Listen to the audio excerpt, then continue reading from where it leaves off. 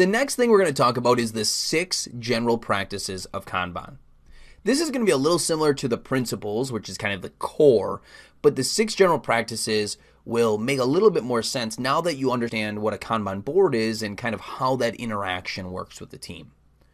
So number 1 general practice for Kanban is visualize the workflow. I think that's pretty obvious. You can visualize the workflow on that Kanban board. Whether it's physical or digital, it doesn't matter. You can see those cards move. You can see them be created. You can see them move from the various statuses, and you can see where they're at any given time. And that visualization is very important. Seeing a spreadsheet with IDs of different tasks and dates and whatnot, that doesn't mean a lot to people. You really have to analyze it to understand it.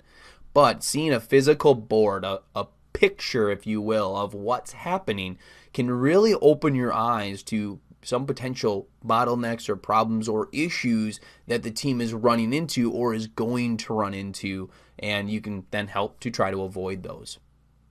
So number 1 is visualize the workflow.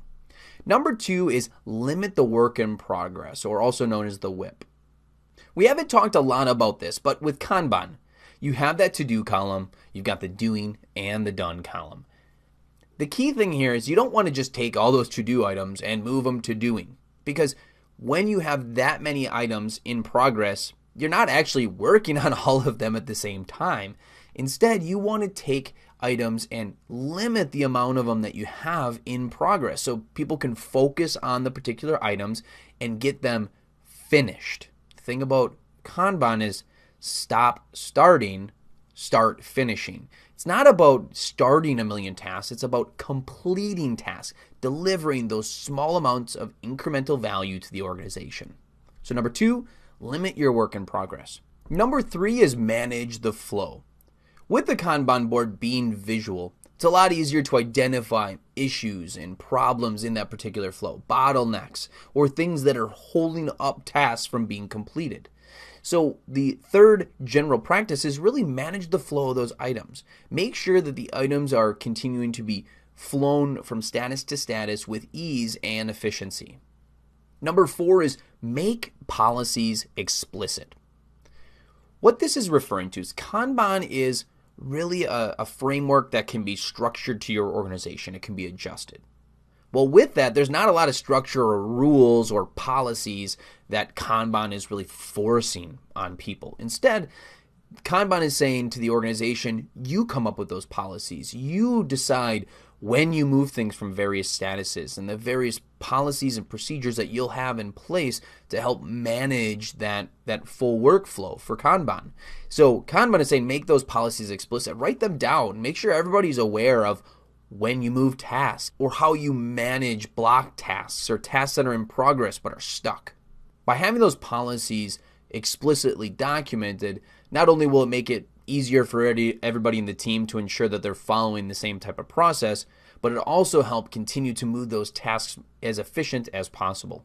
Number 5 is all about implementing feedback loops. So if we think back to Scrum has sprints or time boxes in which you're going through and you're completing a set of work, and then at the end of that sprint, you're able to look back and say, how did we do? Are there changes we need to make as a team? And anything like that. Well, with Kanban, you really don't have set sprints. I mean, you may have some structure set up there for the organization if that's what the organization likes, but it's not really necessary. This can be a fluid type of process. Things are always added to the to-dos, and they're moved throughout the various statuses based on where that work item is, and you just keep moving. As you move it to done, you're releasing it out to the users, the production environment, getting the value from that as you start on your next task and you're moving through. So what I'm saying is it's a really fluid process. There's not a good place to do those feedback loops. So this is a general practice in here to make sure that you don't forget about them. Feedback loops are really important to give feedback to the team and to get feedback so you can make adjustments to make the overall process better. Now, the main question I get asked is, well, when do we do this? If we're not doing like a time box, a structure, a really set structure on a sprint, how do we handle these feedback loops?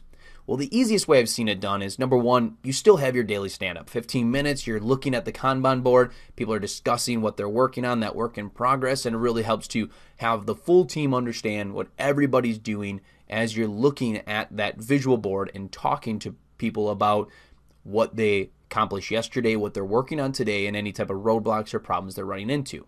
And the other thing that you can do is you can still set up like a retrospective, and this would just be a cadenced meeting, a meeting that happens every 2 weeks or 3 weeks or a month or whatever works for your organization and your particular project team, where you get together with the team and you just discuss overall, how are things going? Are there issues? Are there things that we can adjust to make things easier, etc.? So you still want to make sure that you're implementing those feedback loops even if you're utilizing a very fluid Kanban process. And number 6 is collaborate for improvement, evolve experimentally. What this is alluding to is you don't take a task and just work that solo all the time. There's times where tasks, you need other people. You need to collaborate. You have to have a discussion about how you're going to handle that particular work item, how it's going to be completed. And so what this is saying is collaborate for improvement, collaborate together to make sure that that task is done appropriately and done in the right way. Experiment with different ways of doing it and accomplishing it, and then test those results and see if that actually was successful.